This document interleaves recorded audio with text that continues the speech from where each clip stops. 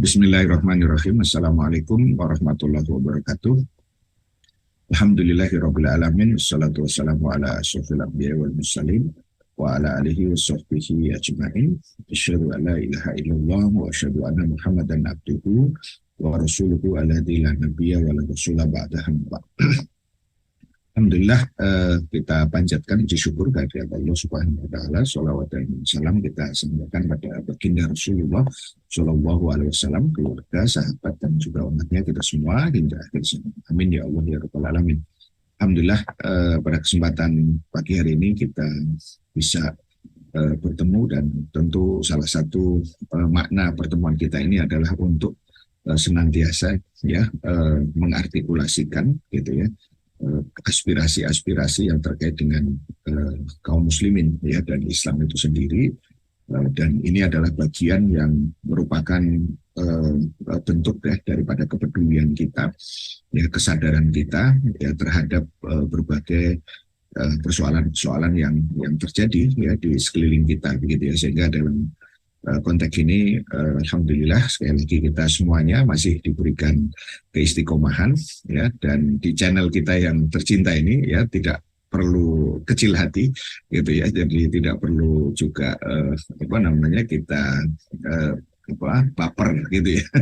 Jadi kita semua tetap fokus gitu ya, karena memang inilah bagian dari proses ya yang kita nikmati begitu ya. Jadi kebahagiaan yang tertinggi itu adalah manakala kita bahagia di dalam ketaatan gitu ya. Jadi ketika berbagai tantangan ya, hambatan ya, bahkan juga teror begitu ya, ini tidak boleh ya sekalipun terlintas gitu ya, tidak boleh sekalipun terlintas dalam diri kita untuk berhenti begitu ya. Karena apa? Karena apapun yang kita lakukan ini adalah ya dalam rangka ya untuk kebahagiaan kita sendiri ya, dengan mendekatkan diri kepada Allah ya, dan peduli terhadap berbagai persoalan-persoalan yang ada di sekeliling kita. Jadi sekali lagi Kang Ayi dan Ibu Bapak sekalian, sahabat-sahabat sekalian, alhamdulillah kita bisa bertemu, ini adalah sesuatu yang luar biasa begitu ya. Jadi di tengah-tengah kondisi persoalan-persoalan umat yang begitu luar biasa, kita tetap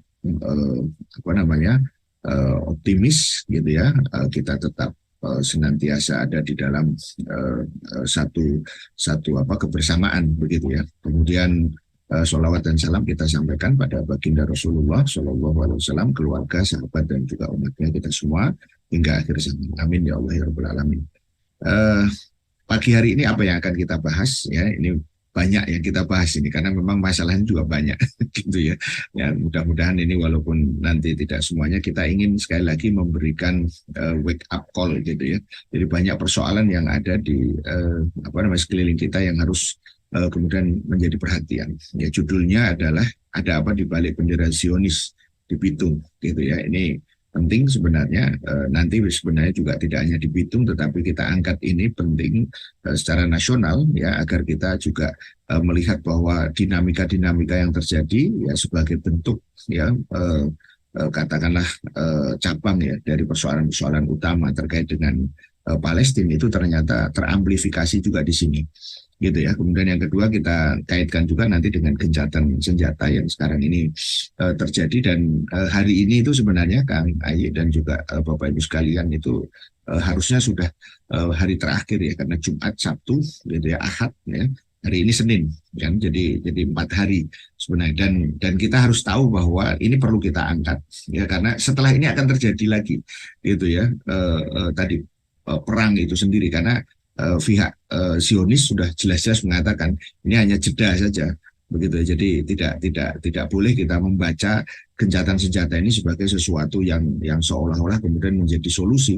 Sebenarnya ini hanya sebuah antara saja. Dan kita angkat yang ketiga terkait dengan nestapa Muslim Rohingya dan Uighur. Ini adalah satu bagian yang juga sebenarnya terkait dengan Palestina, karena ada seorang pengamat nanti yang mengatakan bahwa kasus Rohingya khususnya itu adalah semacam Palestina Asia. Kalau Palestina itu ada di Timur Tengah, maka Palestina Asia itu ada di Rohingya sebenarnya. Maksudnya di Muslim Rohingya, dan juga nanti kaitannya juga dengan Uighur, karena perkembangan terbaru juga menunjukkan bahwa dulu sudah pernah kita bahas ya Kang tentang Uighur ini, dan saya kira ini penting untuk kita ingatkan kembali bahwa memang kita membutuhkan satu kesatuan umat, dan kesatuan umat itu nanti akan bisa kita dapatkan manakala kemudian kita memahami betul ya persoalan-persoalan ini, dan kebutuhan kita akan seorang pemimpin ya yang akan kemudian menjadi ya junnah ya, jadi menjadi perisai ya bagi kita semua gitu. Ya, kita mulai dulu dari sini ya Kang Aye. Yang pertama itu adalah terkait dengan uh, apa yang kemudian terjadi dengan bendera Zionis di Bitung, ya Sulawesi Utara. Sebelumnya kita lihat dulu ya, ini posisi Bitung, gitu ya. Kota Bitung itu ada di uh, wilayah provinsi Sulawesi Utara. Ini peta kecilnya ya yang di kotak merah. Nah ini ada di ujung ya Pulau Sulawesi dan provinsinya Provinsi Sulawesi Utara. Saya kebetulan secara pribadi dulu punya kesempatan ya sampai di Bitung, kemudian bahkan naik sampai ke atas di Sangihe gitu ya. Jadi dulu pernah kita bahas ya Kang Ayi terkait dengan masalah Sangihe Talahut ya, itu terkait dengan salah satu problem yang menyangkut penambangan emas ya pada saat itu, dan ini juga jadi masalah juga karena ternyata semakin kita dalam ya memperhatikan umat ini sebenarnya masalah semakin banyak gitu ya, tapi kita tidak boleh diam, kita tidak boleh kemudian berhenti, karena sesungguhnya masalah ini ujungnya itu adalah akarnya ya itu nanti adalah manakala kemudian kita jauh ya dari aturan-aturan Allah Subhanahu wa taala. Ya, kalau secara demografis kita bisa melihat ya total penduduk itu sebenarnya di Bitung itu hanya sekitar 225.000 ya, jadi sangat kecil sebenarnya kalau dilihat ini kepadatan 720 per kilometer persegi gitu ya. Luas wilayahnya sekitar 313 ya 51 kilometer persegi. Demografinya ini kita bisa lihat agama itu yang dominan di sana Kristen 63,19%, gitu ya. Protestan 59%, Katolik 3,32, ya mayoritas Kristennya Protestan di sana. Kemudian Islamnya itu kurang lebih 36 ya 0,48%. Buddha 0,15, Hindu 0,12. Lain-lainnya kita bisa lihat di sebaran yang juga beragam begitu ya kira-kira. Ini secara selintas. Jadi kalau apa yang terjadi sebenarnya kemarin ya itu terjadi sebenarnya pas hari Sabtu ya. Jadi lagi-lagi ini hari Sabtu. Kalau kemarin kita membahas awal daripada tadi serangan Hamas juga pada hari Sabtu. Jadi digambarkan secara singkat ya di sana itu bahwa ada kaum muslimin gitu ya yang kemudian melakukan gitu ya solidaritas ya dalam bentuk aksi damai ya terhadap Palestina gitu loh. Jadi poin utamanya di situ sebenarnya. Kemudian ya ada masa yang ada dari satu komunitas adat ya yang ada di sana yang selama ini memang dikenal sangat tidak simpatik begitu ya dengan perjuangan ya daripada umat Islam itu. Makanya kita perlu tegaskan juga bahwa melakukan apa yang disebut dengan aksi damai itu adalah sesuatu yang konstitusional kalau kita lihat dari aturan yang ada. Jadi jangan sampai kemudian ada semacam upaya provokasi tadi itu. Dan yang lebih penting lagi, mereka ternyata membawa bendera ya Zionis ini. Ini fakta, ini foto yang kita peroleh di situ, dan juga banyak video yang ada gitu ya. Sehingga kemudian jangan sampai kemudian ini menjadi bara dalam sekam begitu ya. Kalau bara dalam sekam itu nanti tentu saja akan bisa terjadi sewaktu-waktu begitu ya. Nah, korban yang kemarin sudah terverifikasi begitu ya, menurut kepolisian itu 1 tewas gitu ya. Jadi ini yang penting karena terjadi penyerangan. Jadi saya tidak ingin mengatakan ini bentrok begitu ya, karena kalau bentrok itu beri dua belah pihak begitu ya. Tetapi ada aksi damai, kemudian ada serangan yang anarkis begitu ya dari ormas adat tadi yang kemudian kalau di identifikasi lebih lanjut itu adalah pasukan Manguni yang pro Israel ya dalam konteks ini. Makanya MUI itu juga kemudian meminta ya ini MUI pusat ya kepada kepolisian untuk menindak tegas ya ormas adat pasukan Manguni pro Israel di Kota Bitung karena mereka itu troublemakers gitu ya. Ini yang perlu apa namanya diingatkan ya yang terjadi. Jadi yang terjadi itu adalah ya tadi apa penyerangan begitu ke pendukung yang ada di sana. Jadi ini yang juga nanti membuat kita harus apa tidak boleh takut begitu ya untuk menyampaikan aspirasi ya walaupun ada berbagai teror tadi itu gitu ya kata wakil ketua MUI ya apa namanya dari wakil apa ketua Dewan Pertimbangan Kiai Haji Muhyiddin Junaidi meminta agar pihak kepolisian menindak gitu ya tegas gitu ya karena ya sudah jelas ya apa yang kemudian dilakukan apa namanya Zionis itu gitu ya yang sekarang ini lebih banyak populer dengan bahasa Israel ya gitu ya jadi go to hell gitu ya kalau dalam konteks ini ya ini justru yang kemudian harusnya tidak diberikan ruang begitu ya karena apa karena jelas ya konstitusi kita pun ya itu hari ini menyatakan bahwa kemerdekaan itu adalah hak ya dari segala bangsa yang ada termasuk ya bangsa Palestina yang hari ini memang kemudian ada dijajah. Jadi bagaimana mungkin kemudian justru malah masyarakat itu membela para penjajah tadi itu ya Zionis penjajah tadi itu gitu ya. Jadi dalam konteks ini apa namanya ini menunjukkan kata Kiai Muhyiddin Junaidi tadi perilaku anarkis tersebut adalah bagian dari warisan budaya Zionis Israel yang sudah merasuki jiwa begitu. Jadi padahal pada sisi yang lain ya di sini kita bisa melihat bagaimana kemudian dukungan yang diberikan pemerintah Indonesia meskipun kita juga berikan catatan ya dukungan itu belum maksimal dari sisi solusi gitu kan. Nah selain itu ya juga tadi mereka sudah memberikan sikap ya tegas ya terhadap apa namanya tadi penjajah dari Zionis tadi itu. Ya sehingga dari sini itu yang harus kemudian nanti difahami begitu ya kemudian juga yang penting ada viral ya ada salah seorang yang apa diduga membuat provokasi bentrokan tadi itu yang namanya Marco Karunden ya dari Ormas Laskar Manguni tadi itu ya dicari netizen katanya. Ya ini juga kita ingin ingatkan begitu ya agar jangan sampai kemudian terjadi kemudian hal-hal yang sifatnya konflik horizontal nantinya. Jadi artinya apa? Disitulah pentingnya aparat nanti dalam hal ini pemerintah ya pemerintah daerah maupun juga pemerintah pusat gitu ya agar ini tidak terjadi di tempat lain gitu ya karena apa dalam catatan apa namanya digital begitu ya kelompok Manguni ini memang kemudian tadi memiliki tadi ada satu track record yang juga kemudian sangat-sangat apa namanya tidak simpatik pada Islam. Misalnya di tahun 2020 ya menurut pengamat politik ya Pak Rizal Fadilah itu dikatakan bahwa Brigade Manguni ini terlibat perusakan musola di perumahan Agape ya Desa Tumaluntung Kabupaten Minahasa Utara ya yang kemudian ini dicatat begitu ya. Jadi ini penting gitu ya. Jadi jangan sampai kemudian tadi apa teror ya pola-polanya adalah pola-pola teror sama seperti yang kemudian dilakukan ini. Jadi dalam pandangan Pak Rizal ini pemerintah harus adil dan berani menindak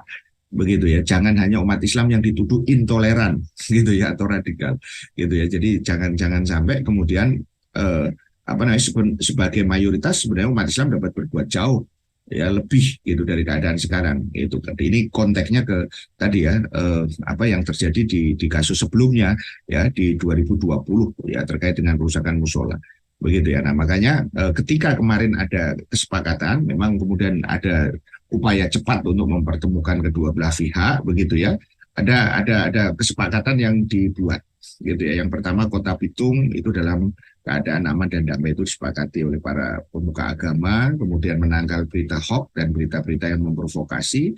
Yang ketiga masyarakat adat Minahasa dan BSM bersatu padu menyatakan tidak ada konflik lagi dan mengedepankan kedamaian di atas segala-galanya. Jadi ini ditandatangani hari Sabtu ya tanggal apa namanya kemarin 20 apa namanya 5 ya November gitu ya 23.00 WITA ya waktu Indonesia tengah begitu ya disaksikan semua pihak ya yang ikut berdialog. Artinya apa? Ada keinginan itu baik begitu ya, tetapi tentu jauh lebih baik lagi juga ada tindakan begitu ya. Jadi jangan sampai nanti ada indikasi aparat itu seolah-olah membiarkan begitu ya. Kenapa? Karena korban sudah jatuh Itu poin pentingnya. Artinya apa? Kalaupun korban tidak jatuh pun itu tetap juga ini tidak bisa dibenarkan. Begitu ya. Jadi ini yang kita ingin kedepankan agar jangan sampai kemudian terjadi tadi bara. Ini kata kuncinya hari ini adalah bara, Kang Ayi gitu ya. Bara dalam skam gitu ya. Karena banyak sekali potensi-potensi masalah. Ya, yang menarik ada pernyataan dari Ustadz Felix Show gitu ya, yang saya kira menarik untuk kemudian juga kita kutip di sini ada 3 poin ya di Instagram beliau itu.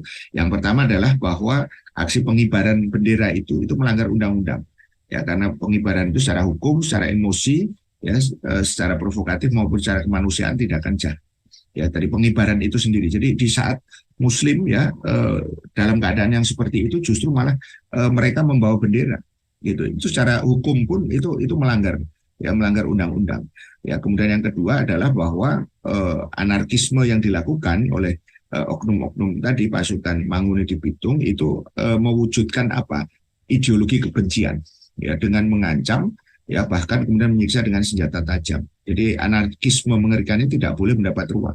Ini senyata-nyatanya terorisme dan ideologi kebencian gitu ya. Jadi ini yang kemudian diemban oleh mereka yang mendukung Israel, yang mendukung Zionis tadi itu. Dan yang ketiga bahwa ya instansi kepolisian ya agar kemudian melihat tadi definisi terorisme dan radikal yang terjadi. Ya kalau kita tadi tekankan aparat harus segera ya, jadi jangan sampai kemudian menunggu reaksi masyarakat ya, agar kemudian agar tindakan itu dianggap adil. Kalau hanya sekedar tadi melakukan satu kesepakatan, satu sisi bagus, begitu. Artinya kemudian itu adalah resolusi dari apa yang terjadi saat itu. Tapi juga tindakan hukum ya yang tegas itu juga kemudian dibutuhkan. Begitu ya. Nah, ini sekedar untuk mengingatkan, jadi dari peraturan Menlu yaitu dilarang mengibarkan bendera dan mengumandangkan lagu Israel di Indonesia. Ini poin C ya, tidak diizinkan pengibaran, penggunaan bendera, lambang dan atribut lainnya serta pengumandangan lagu kebangsaan Israel di wilayah Republik Indonesia, karena memang kita secara hukum, secara formal tidak ada hubungan ya, dan apalagi tindakan ya tadi Zionis ya, kita lebih tegaskan lagi yang seperti itu gitu ya. Jadi dari sini kita ingin tegaskan isu Bitung ini jangan sampai kemudian meluas. Kita sepakat bahwa di situ harus segera kemudian dihentikan, tetapi lebih dari itu kita juga meminta tindakan ya tegas gitu ya, dari aparat di kepolisiannya ya, di tingkat di Bitungnya maupun juga kemudian di tingkat Kapolda Sulawesi Utaranya, agar jangan sampai kemudian nanti ada kesan gitu ya bahwa kemudian seolah-olah itu kemudian dibiarkan gitu ya. Nah, termasuk juga ada beberapa dorongan ya dari ormas-ormas Islam ya, diantaranya ya tadi mereka ya dari misalnya di sini Dewan Pimpinan Pusat ya, Front Persatuan Persaudaraan ya Islam itu menyatakan mendukung penuh aksi damai ya umat Islam tadi untuk solidaritas, mengecam dan mengutuk ya serangan biadab dari pasukan Manguni tadi itu terhadap umat Islam, dan menuntut pembubaran organisasi tadi itu dan menangkap pengurusnya dan seterusnya gitu ya. Kemudian yang ketiga mengutuk dan melaknat pengibaran bendera Zionis. Ini juga penting untuk kita ingatkan ya, mengecam sikap aparat keamanan yang terkesan membiarkan bahkan melindungi dari melindungi serangan tadi itu pasukan Manguni tadi itu, dan menuntut ya, bahkan pada titik ini ada tuntutan ya yang disampaikan terkait dengan pencopotan Kapolres Bitung ya, agar ini bisa meredam gitu ya. Kemudian menyerukan kepada segenap umat Islam untuk siaga dan mengawal aparat ya dalam konteks pembubaran, dan Front Persaudaraan Islam menyatakan siaga. Ini yang kita ingin semua pihak itu tetap kondusif begitu, jangan sampai kemudian ada konflik horizontal begitu ya. Jadi ini yang harus kemudian kita tegaskan ya, agar aparat tidak ragu-ragu ya untuk mengambil tindakan dalam konteks ini pemerintah, karena sekali lagi ya jangan sampai kemudian konfliknya nanti itu menjadi konflik horizontal antar warga masyarakat, ataupun juga kemudian potensi konflik yang terjadi secara vertikal. Artinya kita tidak ingin kemudian nanti ada bentrok yang atau sebenarnya bukan bentrok tetapi serangan-serangan yang kemudian terjadi di kasus-kasus yang lain. Ini yang pertama, sahabat-sahabat, rahmatullah, ibu bapak sekalian.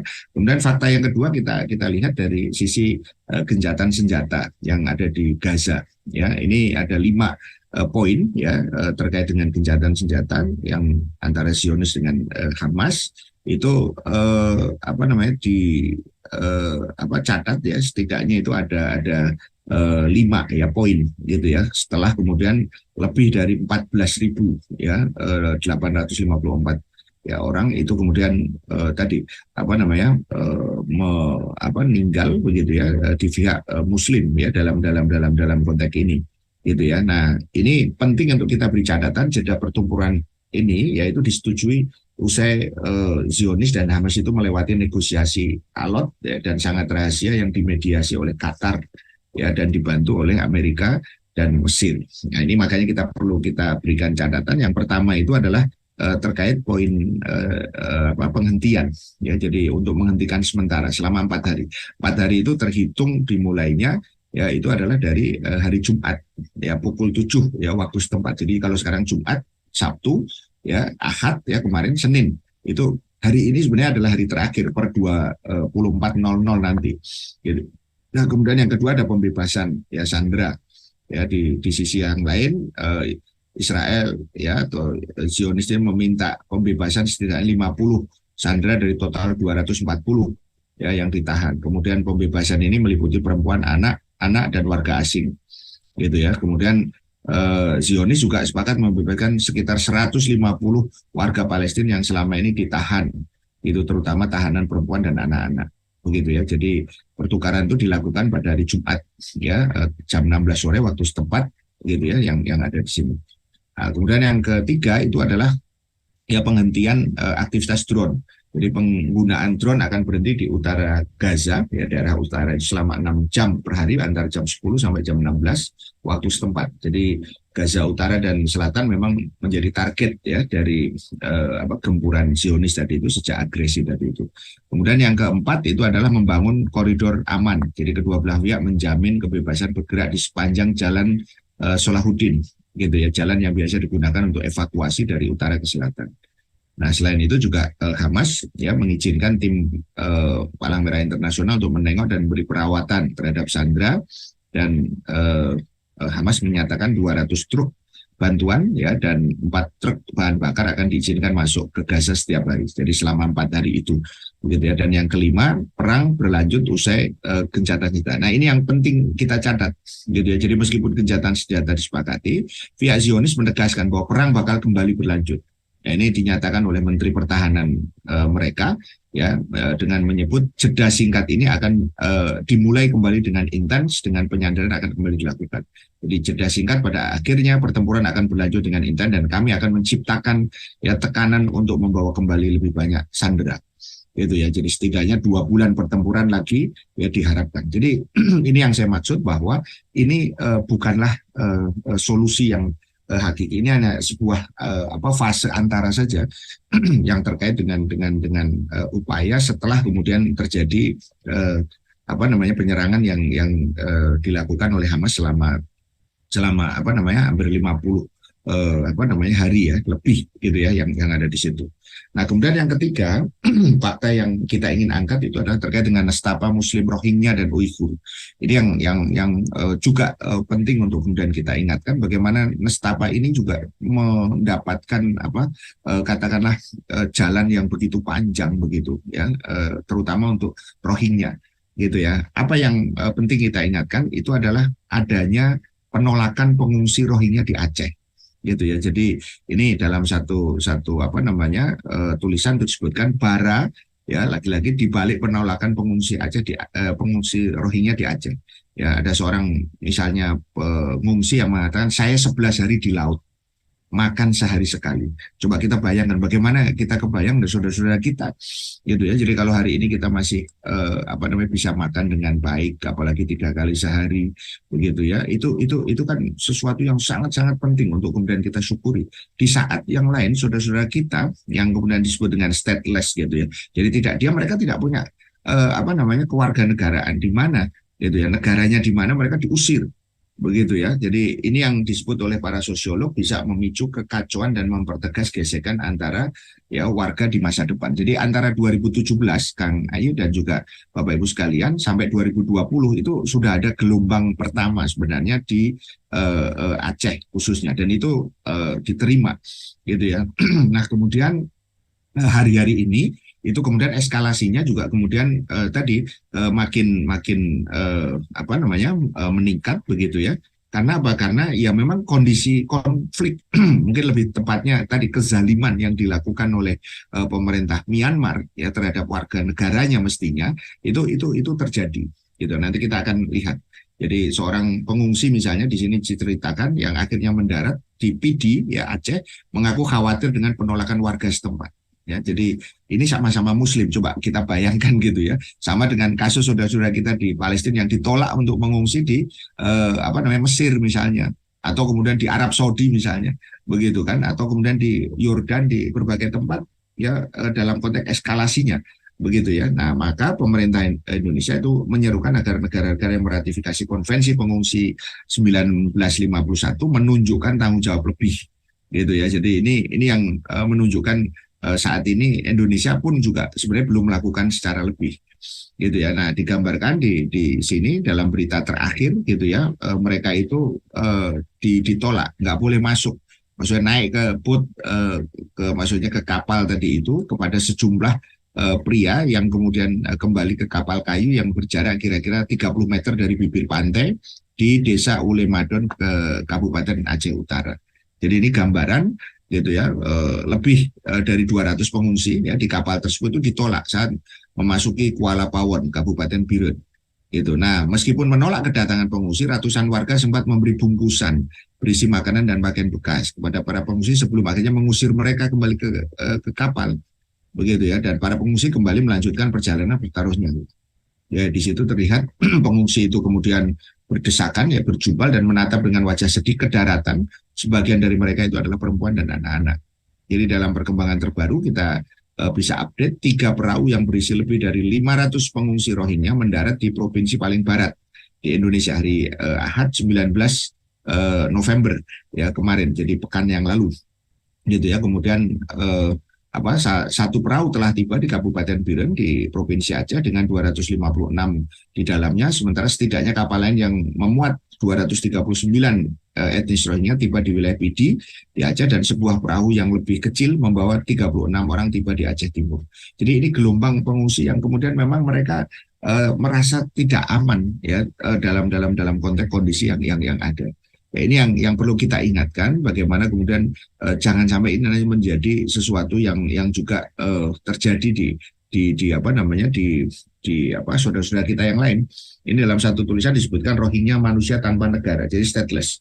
Ini yang nanti kita akan coba lihat ya pada saat ini, dan kita bisa melihat per Oktober ya 2016 saja waktu itu sudah 150.000 pengungsi.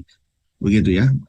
Kalau kita lihat di dalam apa namanya tadi jumlah begitu ya, itu paling banyak itu adalah Rohingya justru.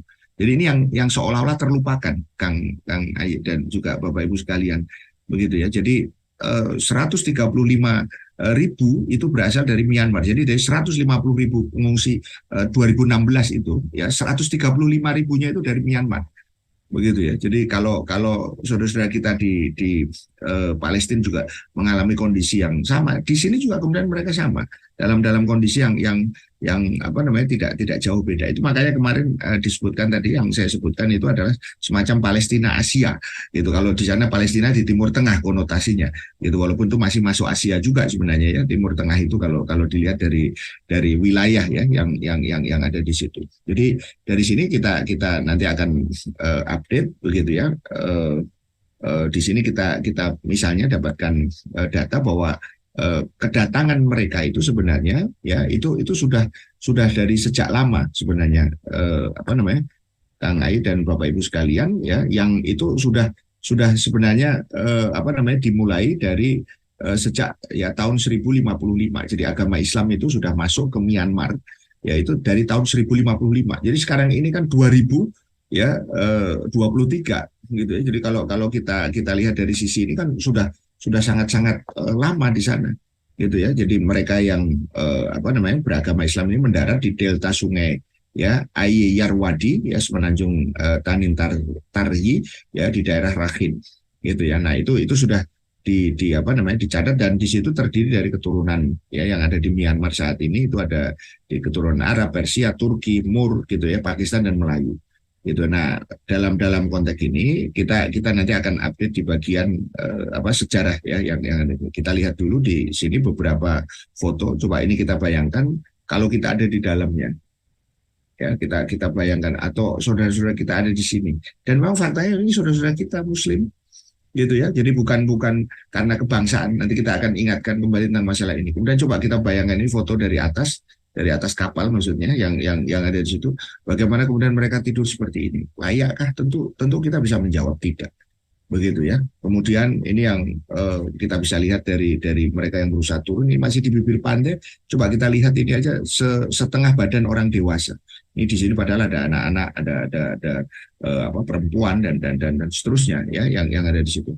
Jadi kalau kita lihat kilas baliknya, di mana sih sebenarnya asal daripada mereka ini ya dari Muslim Rohingya ini adalah di daerah namanya daerah Arakan. Begitu ya, ini wilayah Burma ya, ini kemudian Bangladesh begitu ya, kemudian ini adalah Thailand. Jadi yang warna agak coklat ini coklat muda ini adalah wilayah Burma gitu ya. Kemudian yang merah ini adalah bagian daripada Burma, yaitu yang disebut sebagai Arakan State gitu ya kalau dalam bahasa Inggrisnya ya, itu daerah Arakan ya yang ada di sini. Ini kemudian Malaysia, nah ini Indonesia, di sini Sumatera, Biren, Pidi dan seterusnya itu Aceh kan di sini di ujung pulau Sumatera bagian barat ya yang ada di situ. Nah ini kalau di zoom lebih jauh ini di daerah Arakan atau disebut Rakhine tadi itu ya. Kemudian kita sudah tadi singgung ya rekam jejak ya daripada etnis Rohingya ini gitu ya, bahwa dia sudah sejak lama tadi saya memberikan penanda waktunya 1055 tadi itu, dan di situ merupakan sebagian pihak itu dengan jelas mengatakan bahwa mereka itu adalah suku asli Rakhine ya yang ada di situ, dan dia sering disebut sebagai etnis paling teraniaya di dunia. Jadi sekali lagi bukan hanya Palestina ya saudara-saudara kita, dan kalau dalam catatan di sini ya sekitar 800.000 sampai 1,1 juta Rohingya tinggal di Rakhine dan 500.000 itu ada di Bangladesh. Ini jumlah total ya tadi dalam konteks ini. Dan sejak 82 begitu ya, kemudian terjadi upaya ya mengeluarkan mereka dari undang-undang kewarganegaraan gitu ya. Jadi inilah yang kemudian nanti menjadi pangkal ketika mereka kemudian tidak diakui sebagai warga negara, dan kemudian akhirnya dilakukan tindakan-tindakan teror tadi itu yang dilakukan oleh pemerintahnya yang kemudian Buddha ya pada konteks ini gitu ya. Ini dalam satu tulisan juga ditegaskan bahwa Myanmar itu adalah ya rumah daripada etnis Rohingya ini gitu. Jadi jangan sampai mereka dianggap gitu, terlepas dari persoalan yang sudah terjadi di ini. Nah, jadi kalau kita lihat di sini wilayah Rakhine tadi atau Arakan tadi itu terletak di barat daya tadi ya, di peta sudah saya lihatkan di situ ya, kurang lebih luas wilayah Myanmar itu 261.000 mil. Nah, wilayah Rakhine itu 20.000 mil. Jadi kalau kita lihat di sini kita bisa ambil perbandingannya kurang lebih 1/10 begitu ya. Jadi wilayah ini dipisahkan ya pagar alami berupa pegunungan ya.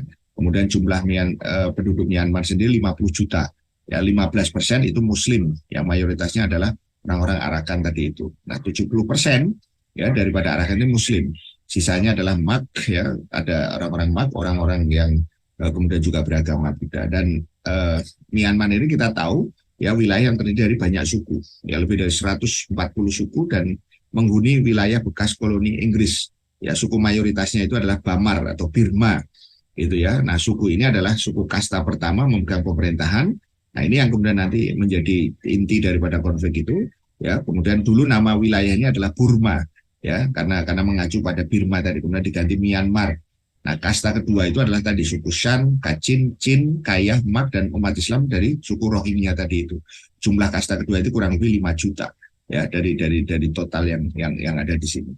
Jadi ini sekilas untuk menggambarkan gitu ya, umat Islam di sana itu menyebutkan bahwa mereka sudah tadi datang itu 1055 tadi itu, kalau dalam penanda itu berarti sekitaran wilayah masa Daulah Abbasiyah yang dipimpin pada saat itu adalah Khalifah Harun Abdul Rashid ya, Ar-Rashid Harun Ar-Rashid.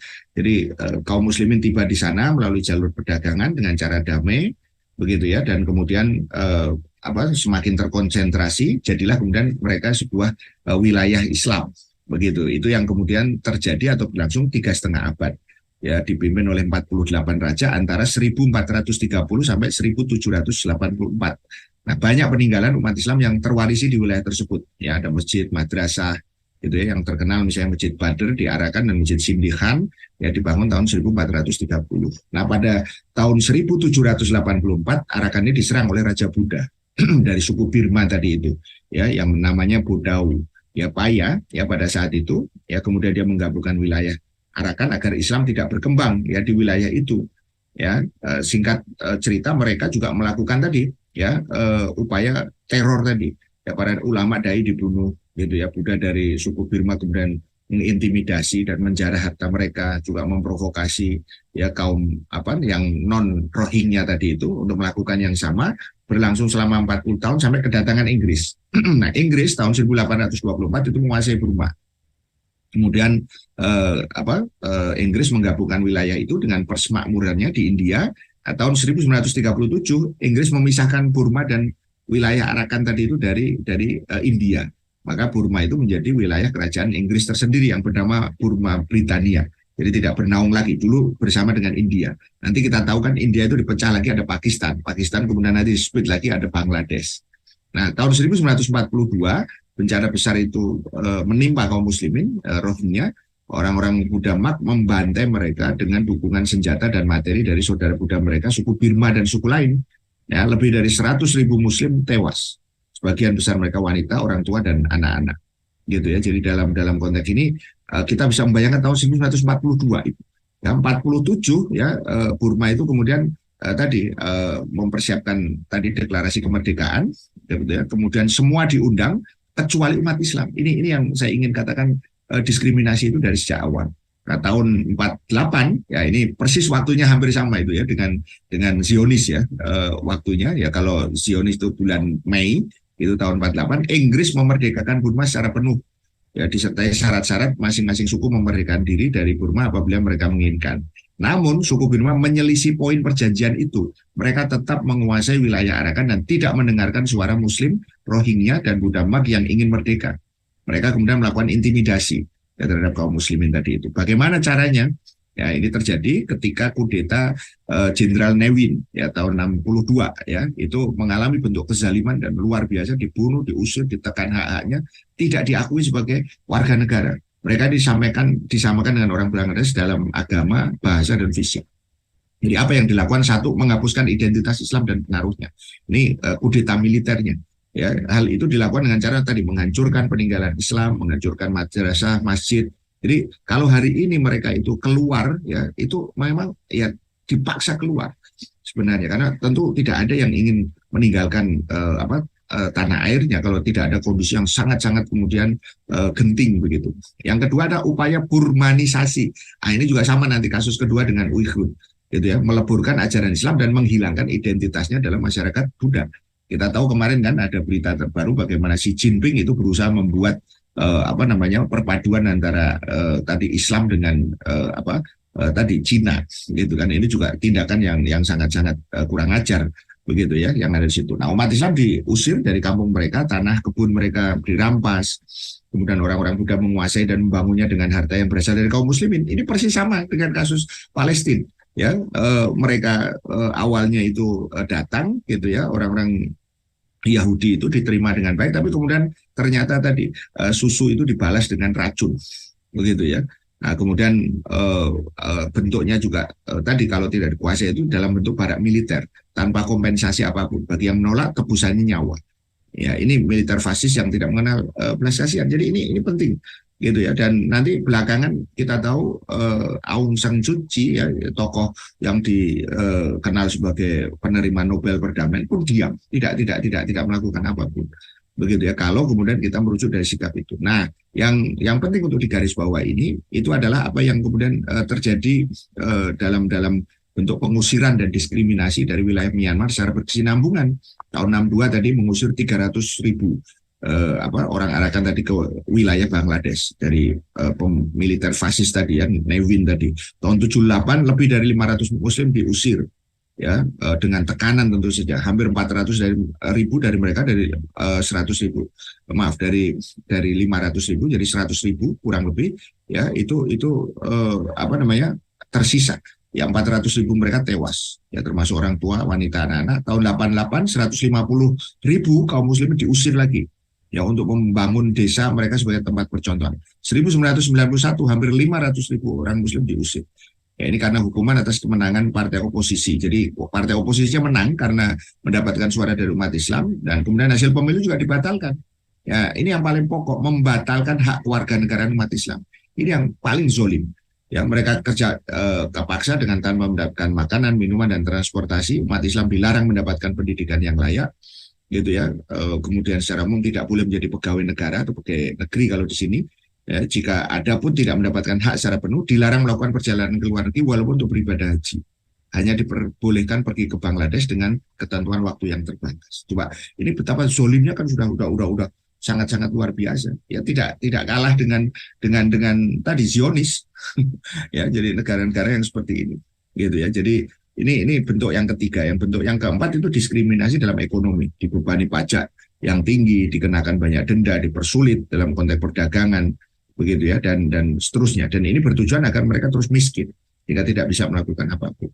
Nah, makanya dari sini kita bisa lihat ini peta ya, bagaimana kemudian kondisi mereka dengan suku-suku yang kemudian ada di masing-masing dengan sumber daya alamnya masing-masing yang sebenarnya sangat luar biasa, gitu ya. Jadi misalnya di daerah Rakhine itu ada tambang ya, yang kemudian nanti itu terkait dengan emas ya, maaf apa namanya, gas ya, dan juga kemudian minyak, begitu ya. Nah, ini kita bisa melihat, nah ini ada rencana ya dalam konteks mereka menguasai tadi itu dengan mengusir, itu adalah tadi rencana pembangunan pipa minyak dan gas yang kemudian ternyata dibeli oleh Cina, begitu ya. Jadi dari sini ini Rakhine tadi itu ya, Arakan tadi itu tempatnya Muslim Rohingya tadi itu dijadikan sebagai jalur. Nah, ini salah satu dimensi daripada persoalan kenapa kezaliman itu kemudian dilakukan. Jadi kalau kita lihat lebih luas lagi, ladang gas raksasa ya, SWE, kalau dalam bahasa mereka itu disebutnya emas ya, gas project dan pipa minyak dan gas dari ya Kiaupyu ya, dari Rakhine Myanmar dan Ruli ya, kemudian Yunan Cina. Jadi dari sini kita bisa lihat ini di sini paling ujung ya, itu adalah di Arakan tadi itu atau di Rakhine tadi, ini sampai kemudian nanti ke Cina. Jadi kita bisa lihat di sini ya dimensi ekonomi, dan itu juga tidak jauh berbeda dengan apa yang terjadi di negeri kita hari ini ketika banyak orang itu kemudian misalnya dalam kasus Rempang misalnya, kita masih ingat gitu ya, bagaimana tanahnya mereka itu kemudian diambil alih, begitu ya, sedemikian rupa dengan cara-cara itu untuk diserahkan kepada investor. Investornya juga dari Cina, gitu ya, dan pelaku bisnisnya juga dalam negeri juga adalah dari oligark juga, begitu kan ya, yang ada di sini. Nah, ini migrasinya dari sini, makanya dari sini ya mereka kemudian melakukan perjalanan di laut itu tadi. Makanya mereka itu disebut manusia perahu pada sisi ini, baik ke Malaysia, begitu ya. Kalau di sini kemudian termasuk yang ke Aceh tadi itu. Ini data tahun 2020, tetapi hampir sama dengan fakta terbaru yang tadi kita update ya di sini. Ya, ini untuk kita gambarkan di sini ada 1,1 juta. Nah, di Bangladesh itu sekarang sudah ada 300.000 pengungsi, gitu ya. Di Thailand ada 1.000, di Malaysia itu ada 100.000, di Indonesia ada 2.000. Ini sementara data yang kemudian dirilis tahun 2015 itu data lama. Nah, sekarang pasti jumlahnya bertambah. Ya, di India itu ada sekitar 11.000 ya yang ada di situ. Ya, jadi dari sini kita bisa melihat bahwa persoalan mereka ini tidak kalah kompetitifnya tadi itu, yang intinya itu adalah mereka dizolimi. Nah, sekarang yang terakhir itu adalah nestapa Muslim Uighur ya, yang terkait dengan sini. Berita terakhir yang kita update itu adalah Cina menutup, menghancurkan dan mengalihkan fungsi masjid. Ya, menurut laporan dari Human Rights Watch ya, KRW ya, yang ada di situ. Jadi per tanggal 22 November 2003 kemarin ya, ada laporan yang penting ya dari Human Rights Watch terkait dengan Cina menutup, menghancurkan dan mengalihkan fungsi masjid.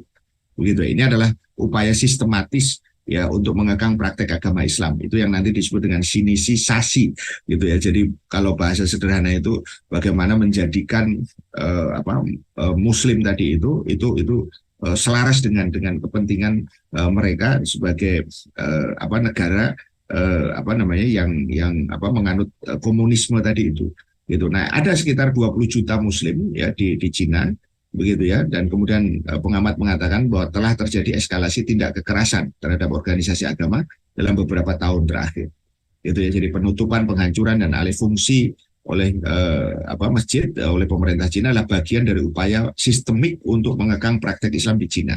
Ini menurut Maya Wang ya, pejabat direktur Cina di Human Rights Watch tadi itu ya, meskipun ini dibantah ya oleh Beijing begitu ya. Nah, sebagian besar warga Muslim Cina tinggal di barat ya laut ya meliputi ada Xinjiang ya, Qinghai ya, Gansu dan Nangxia di situ. Jadi dari sini sekitar 1.300 masjid misalnya di Ningxia telah ditutup atau berubah fungsi sejak tahun 2020 begitu ya. Nah, ini yang mewakili sepertiga dari total masjid di wilayah tersebut. Nah, di mana kemudian Xinjiang itu berita update-nya ini di sini. Ini Beijing di sini, ini Cina secara keseluruhan yang dulu itu kita kenal sebagai wilayah Turkistan Timur. Jadi Turkistan itu nanti ada dua, Turkistan Barat itu yang nanti kita kenal sekarang dengan ada Uzbekistan, Kazakhstan dan seterusnya. Kemudian ada Turkistan Timur itu di dalamnya adalah Uighur. Begitu ya. Nah, sebelumnya kita sudah mendapatkan berita Cina memaksa CPNS Xinjiang bersumpah tidak puasa Ramadan. Gitu ya. Ini berita yang penting. Kemudian ratusan ulama sebelumnya juga diciduk dalam operasi di Xinjiang karena jadi imam sholat Jumat, didakwa sebagai teroris ya, tadi ekstremisme begitu ya. Ini seorang anak misalnya duduk di depan pintu masjid ya, di pintu masuk sebuah masjid ada spanduk sebelumnya cintai partai komunis, ini tulisannya ya yang ada di sini, cintailah negara, dalam konteks ini Cina. Jadi yang saya maksudkan tadi sinisisasi tadi itu ya, bukan main-main ini sesuatu yang ini. Nah, inilah yang disebut dengan Turkistan tadi. Ini Turkistan Barat ya, yang sekarang ini tadi meliputi banyak negara tadi, ada Turkmenistan, Uzbekistan, Kirgistan, Kazakhstan. Nah, ada Uighur ini di Turkistan Timur. Yang ini sudah kemudian istilahnya bebaskan oleh ya, umat Islam ya, yang nanti wilayahnya itu oleh Qutaibah bin Muslim Al-Bahili gitu ya. Ini yang membebaskan ya wilayah tersebut ya dengan dakwah. Nah, apa yang terjadi sesungguhnya ya, apa yang tadi kita sebutkan update itu sebenarnya adalah puncak dari gunung es saja. Ya, yang lebih dalam itu lebih luas lagi. Politik kekerasan Cina terhadap Muslim Uighur. Jadi misalnya satu, politik penguasaan wilayah dengan sekuritisasi, ya, jadi pendekatan keamanan berbasiskan kekerasan. Ini yang kemudian dilakukan di Xinjiang, sebagaimana juga dilakukan di Tibet, begitu kan? Yang ada ini pelaku utamanya di sini, ya, dua orang tokoh komunis, ya, yang kemudian ada di wilayah tersebut, ya. Ini juga sama, ya. Ini menunjukkan bagaimana kemudian mereka benar-benar menjadi alat ya kepentingan dari pemerintah pusatnya gitu ya. Kemudian yang kedua, politik dominasi demografis terkait dengan kependudukan. Ya, ini yang tadi saya sebut, suku Uighur itu 45% ya, dan Kazakh itu sekitar 6,74. Nah, ada suku Han yang jumlahnya itu makin banyak karena dipindahkan tadi.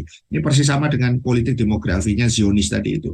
Persentase suku Han di Xinjiang meningkat secara drastis dari 6% awalnya ya tahun 49 lebih dari 40% ya pada saat ini, karena tadi politik tadi upaya untuk melakukan tadi penguasaan tadi itu. Kemudian yang ketiga, politik genosida. Ini pun juga terjadi sebagaimana saudara-saudara di Palestina. Sama seperti yang terjadi tadi juga kemudian di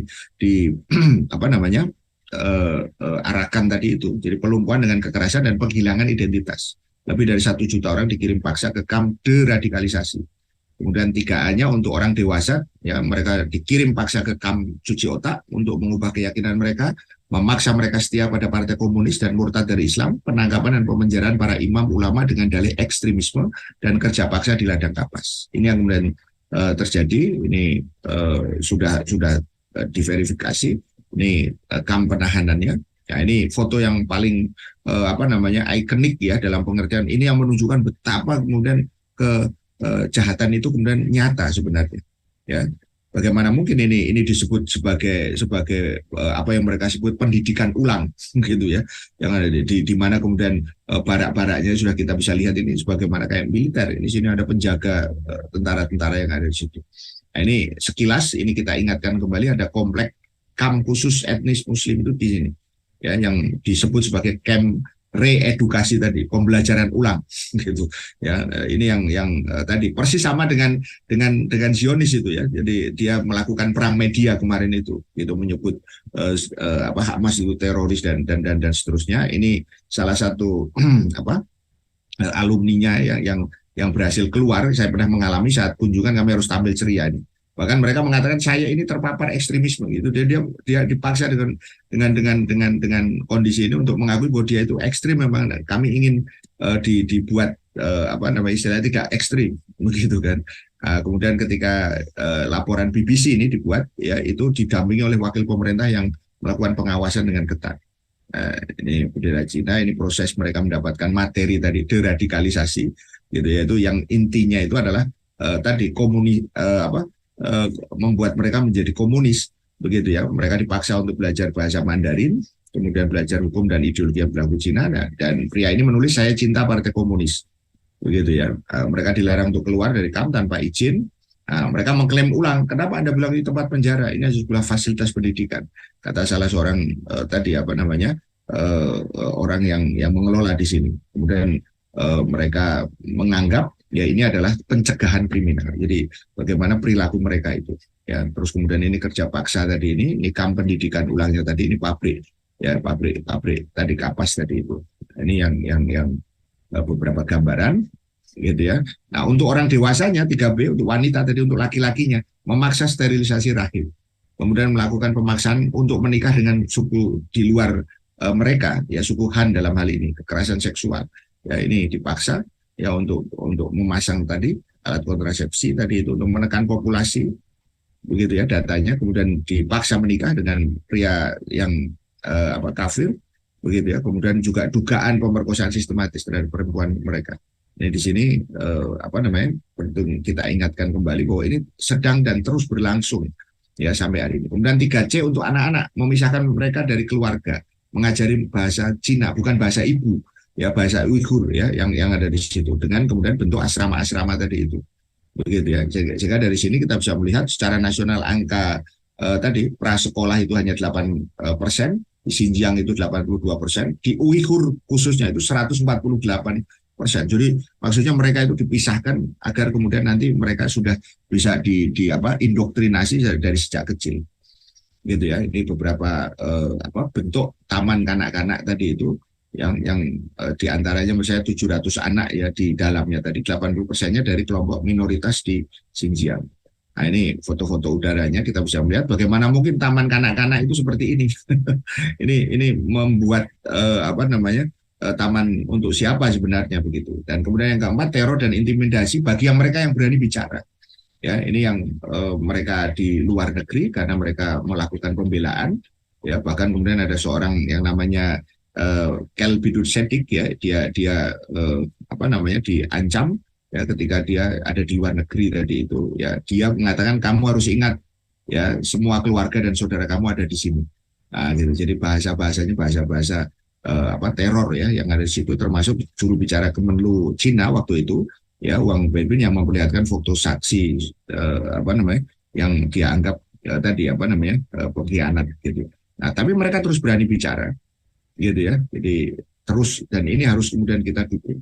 Dan yang keempat itu problem demografis terkait dengan penekanan jumlah daripada pertumbuhan penduduk tadi itu secara ini masif. Secara eksternal Cina masih tetap kekuatan regional ekonomi bukan adidaya. Apa analisis mikro yang bisa kita sampaikan secara singkat? Jadi yang pertama, kasus poin tadi anarkisme itu harus dihentikan, jelas itu.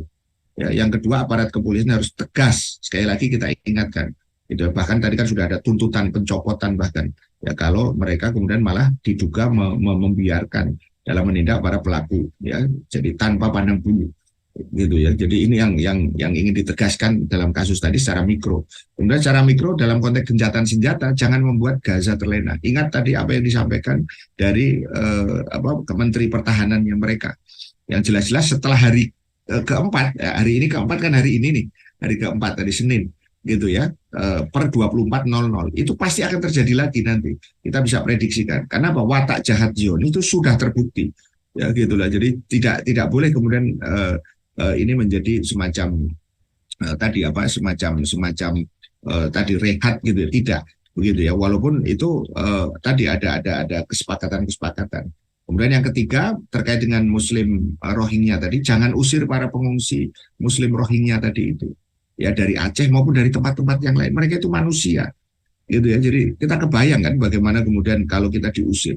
Nah, makanya dalam konteks ini kita ingatkan bagaimana dulu Rasul mencontohkan ya, ketika saudara-saudara Muslim yang dari Mekah Muhajirin maupun saudara-saudara Muslim mereka yang ada di Madinah atau Yasrib pada saat itu dipersaudarakan karena mereka satu akidah, innamal mu'minuna ikhwah. Itu sekali lagi ayat ini penting untuk kita ingatkan kembali bahwa sesungguhnya kita ini mukmin satu dengan mukmin lain, ya itu adalah saudara. Nah, Indonesia harus mengambil peran lebih, malah jangan kemudian minta yang lain tuh ambil peran gitu sebagai Muslim yang terbesar tadi itu, gitu ya. Kemudian analisis mikro yang terkait dengan Muslim itu hentikan tadi apa yang saya sebut sinisisasi tadi. Ya, jadi sinisisasi itu adalah kalau bahasa ininya pencinaan gitu, agar orang itu kemudian menjadi sama dengan mereka padahal mereka Muslim dan mereka harus dipaksa mengorbankan identitasnya tadi itu ya, kalau tidak ya itu tentu dengan konsekuensi, dan dunia tidak boleh diam atas kondisi Muslim kafir termasuk Indonesia sebagaimana tadi Rohingya gitu ya. Nah, analisis makronya bagaimana ya dalam konteks kasus tadi bendera itu harus ada sikap tegas dari pembela Zionis tadi itu, karena secara aturan itu juga tidak boleh. Ya, saya pernah sampaikan itu dulu di kasus Tolikara. Itu juga sama pengibaran bendera Zionis, termasuk juga kemudian di Papua. Nah, itu harus ada tindakan, jangan dibiarkan. Begitu ya. Yang kedua itulah fokus ya, sekali lagi dalam konteks makro begitu ya, solusi hakiki terkait dengan jihad dan khilaf. Maksudnya apa? Bahwa jangan sampai kemudian umat itu kemudian justru tadi tidak diberikan ruang untuk kemudian menyampaikan aspirasi mereka, gitu ya. Kemudian yang berikutnya dari sini terkait dengan gencatan senjata, ya sama ya, tetap fokus pada solusi hakiki jihad dan khilafah, bukan gencatan senjata. Gencatan senjata itu hanya sesaat saja, dan ini juga kemudian 4 hari ini adalah waktu yang sangat-sangat singkat. Kemudian yang kedua pentingnya tadi ya, kita ingatkan bahwa ya kita menghadapi ketidakadilan global ya dalam konteks ini, sehingga pentingnya tadi kekuatan umat ini disatukan dalam kepemimpinan global. Kalau tidak mungkin gitu ya, umat ini akan kembali kepada kejayaannya. Kemudian yang ketiga kasus Rohingya ini ya, dalam sekularisme demokrasi kapitalistik sebagaimana yang mencengkeram Myanmar sekarang dan juga negara-negara lain, kekuasaan hanya milik segelintir elit, itu yang di sana militer begitu ya, kapitalis militer atau gabungan keduanya yang saling memperebutkan tadi, power game tadi, bukan rakyat. Jadi rakyat hanya sumber legitimasi sesaat ya ketika pemilu itu penuh rekayasa. Nah, kita juga ingatkan dalam kasus Rohingya ini adalah nasionalisme bukan solusi, bahkan malah jadi sumber masalah. Ketika tadi etnis Rohingya itu yang Muslim mengungsi ditolak di berbagai negara, diperlakukan sebagai pengungsi, bukan sebagai saudara sesama Muslim. Nah, yang keempat itu terkait dengan tadi Uighur, harus ada ketegasan terhadap politik Cina ya atas Uighur tadi itu. Ini juga sudah sama, mereka melakukan state terrorism begitu ya. Dan yang kedua itu adalah pentingnya lagi-lagi kita ingatkan kesatuan umat dalam kepemimpinan global dan mencampakkan nasionalisme tadi itu. Maka kesimpulannya apa yang kemudian kita bisa ambil dari 4 ya poin penting hari ini ya terkait dengan pengibaran bendera tadi Zionis ya di Bitung dan serangan terhadap aksi damai yang dilakukan oleh umat Islam tadi ya terhadap umat Islam yang ada di sana, ini harus dihentikan. Poin pentingnya ya harus ada upaya secara sistematis menghentikan itu, menghentikan juga kemudian tadi kejahatan dari Zionis, menghentikan juga kemudian kezaliman yang dilakukan pemerintah Buddha ya Myanmar terhadap Muslim Rohingya, dan menghentikan politik Cina tadi itu terhadap Muslim Uighur. Jadi ini poinnya sama, garis merahnya itu yaitu kezaliman yang harus dihentikan. Yang kedua, kekuatan umat itu harus fokuskan kepada dua hal, jihad dan khilafah. Karena dalam kasus ini kalau kemudian umat itu justru terpalingkan, ini yang kemudian dikehendaki oleh sebagian dari mereka tadi itu. Dan implikasi politik, ya satu, kita harus terus menyerukan kepada para pemimpin Muslim untuk berani menghentikan kezaliman-kezaliman tadi itu. Jadi jangan diam, jangan malah mengeluh, begitu ya. Jadi ini yang ini Menlu pada satu sisi dia bersikap kepada Palestina ini apa namanya tegas begitu ya, tetapi pada konteks Muslim dia mengatakan yang lain juga harus ikut dong gitu ya, jangan hanya Indonesia gitu. Nah yang kedua adalah terus istiqomah menyatukan kekuatan umat ya untuk menuju tegaknya Islam dan khilafah tadi itu. Inilah solusi hakiki yang terkait dengan empat hal yang sebenarnya nanti terkait satu sama lain dalam satu kepentingan, yaitu apa? Menghentikan kezaliman. Karena kezaliman-kezaliman ini itulah yang kemudian nanti sebenarnya menjadi hal yang harus kita cermati.